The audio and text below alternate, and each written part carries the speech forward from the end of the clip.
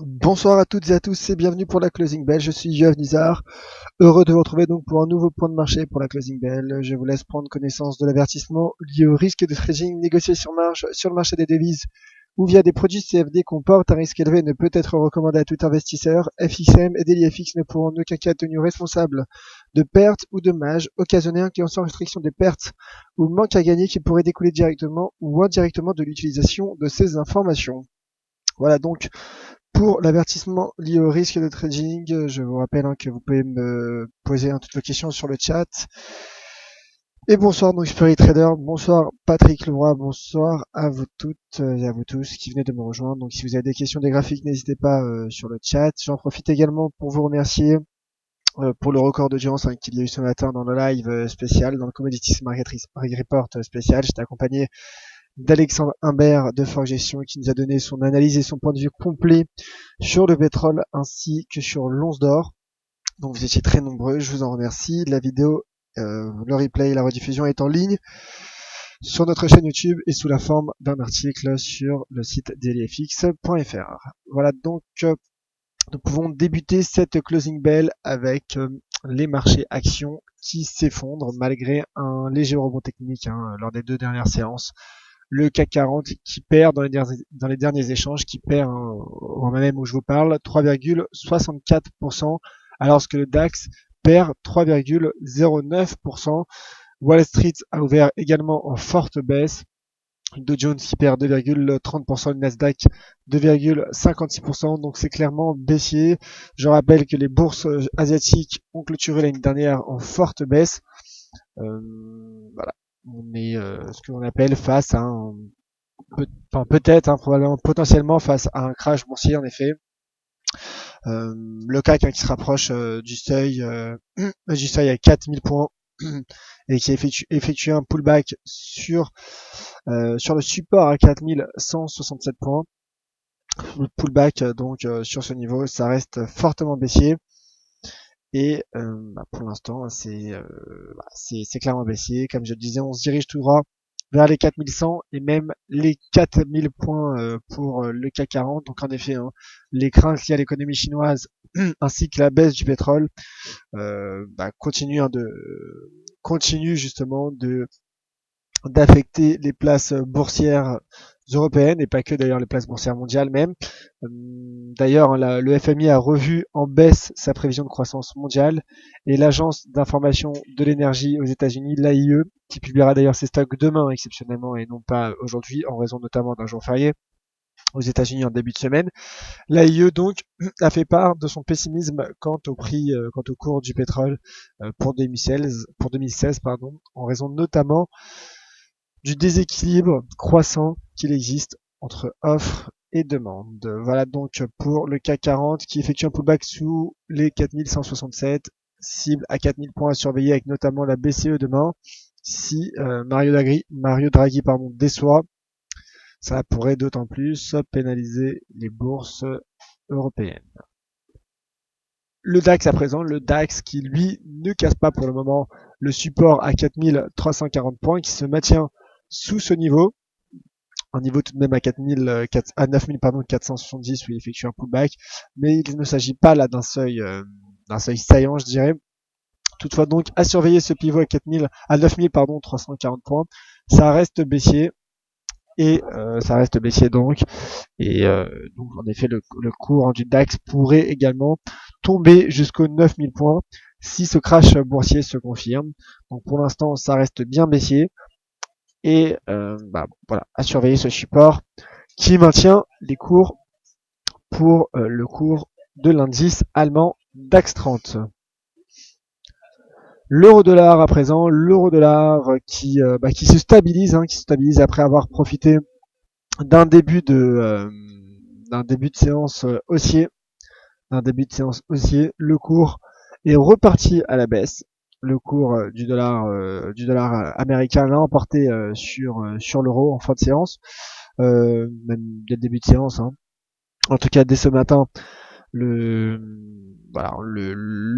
dollar se renforce face à l'euro. Je dis ça car la bougie est quasiment stable. Le cours de l'euro dollar est quasiment inchangé aujourd'hui en très légère baisse. Malgré tout de même, il faut le dire, des chiffres décevants sur l'inflation aux États-Unis. L'inflation aux États-Unis, donc pour la dernière estimation au mois de décembre, qui a déçu, qui est ressorti inférieur aux attentes du consensus. Et voilà, le cours qui se stabilise, qui est quasiment inchangé, et qui forme pour le moment un doji pierre tombale. Voilà donc pour l'euro-dollar à surveiller, bien évidemment. Demain, la BCE qui impactera forcément le cours de l'euro. Donc, toutefois, la BCE devrait maintenir un statu quo et tout dépendra des déclarations de Mario Draghi qui suivront. Car en cas, bien évidemment, de déclarations rassurantes et non accommodantes, l'euro-dollar pourrait atteindre les 1,0948 et se rapprocher des 1,10$ potentiellement. Mais ça reste bullish tout de même pour le dollar sur le long terme. Voilà donc pour la paire euro-dollar. Avant de passer aux questions, un mot tout de même sur le calendrier macroéconomique. Donc n'hésitez pas, si vous avez des graphiques ou des questions, c'est le moment. Il y a également eu la Banque du Canada qui s'est exprimée aujourd'hui, qui a opté pour un statu quo. Et donc demain, comme vous l'avez compris, donc voilà les chiffres sur l'inflation aux États-Unis, des chiffres décevants et donc une inflation qui ressort à 0,7% en glissement annuel au mois de décembre et l'inflation sous-jacente ressort à 2,1%, donc conforme aux attentes du consensus et l'inflation globale est sous les attentes des consensus. Ne parvient pas à être en conformité avec les attentes du consensus. Et demain donc, la BCE dès 13h45 qui indiquera si oui ou non elle maintient ses taux, le niveau de ses taux directeurs. A priori, elle devrait les maintenir. Toutefois, comme je le disais, il faudra suivre ce que les déclarations de Mario Draghi. À 16h, il y aura également la confiance des consommateurs en zone euro qui pourrait également créer un peu plus de volatilité sur la monnaie unique.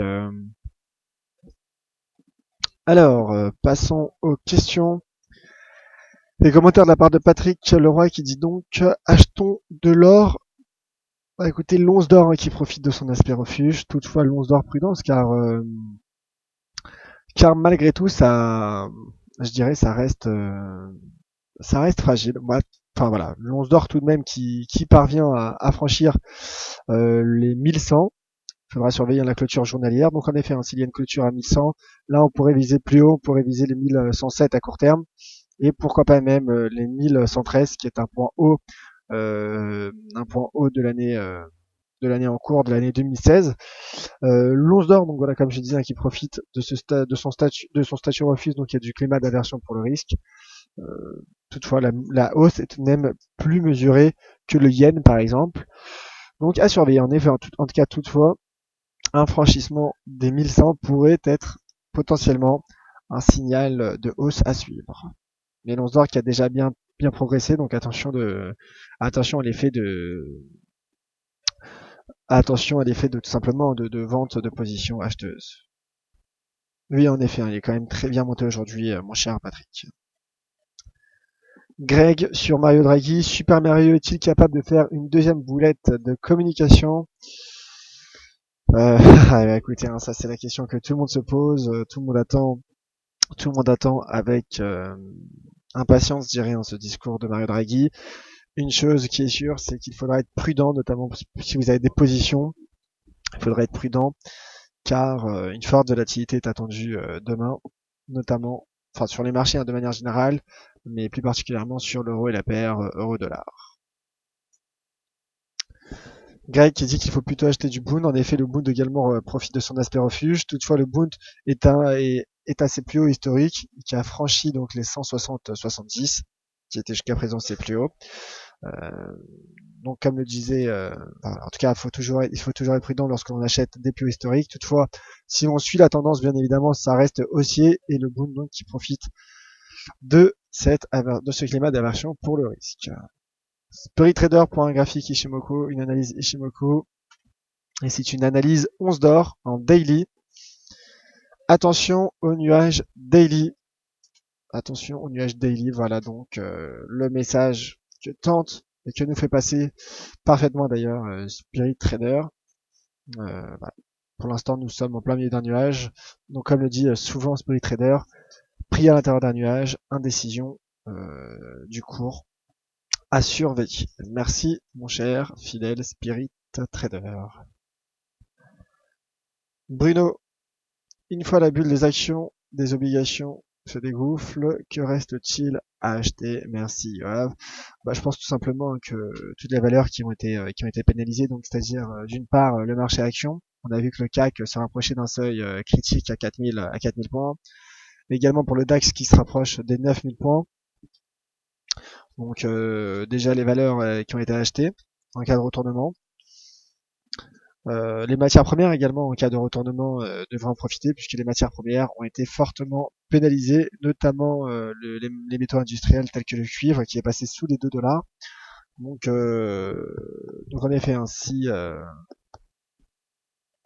si les cours se retournent, mon cher Bruno, ce seraient les valeurs potentiellement à acheter. Voilà. Voilà. Toutefois, en attendant, pour l'instant, c'est les valeurs refuges qui profitent de ce climat. La diversion pour le risque, et également le dollar qui se maintient, comme je le disais, dans une dynamique haussière depuis la dernière réunion de politique monétaire de la Réserve fédérale, le dernier FOMC du 16 décembre dernier. Greg qui dit que Spirit Trader a raison, il y a de l'orage dans le Kumbo. On aura tous compris le jeu de mots bien évidemment. Patrick également qui en profite pour remercier Spirit. Et Spirit Trader justement qui ajoute un commentaire qui dit qu'il faudra attendre la clôture daily pour y voir plus clair. Je reste en dehors pour l'instant. Tout à fait, comme je le disais, pour l'instant un franchissement est en cours sur le cours de l'once d'or, un franchissement des 1100, qui serait intéressant à surveiller car une clôture journalière pourrait être potentiellement un signal de hausse pour l'once d'or. Pour l'instant, le cours teste cette zone à surveiller et également à surveiller la sortie par le haut de la bande supérieure de Bollinger. Donc, qui pourrait être un signal entre guillemets un début de signal de surachat également. Donc, à surveiller si le cours réintègre les bandes de Bollinger. Donc, en effet, pour l'instant, comme le dit Spirit Trader, c'est un peu flou pour le cours de l'once d'or. Voilà donc pour cette closing bell, ainsi s'achève-t-elle. On se retrouve demain donc de vive voix à 10h30 pour un point complet sur le cours des principales matières premières dans le Commodities Market Report.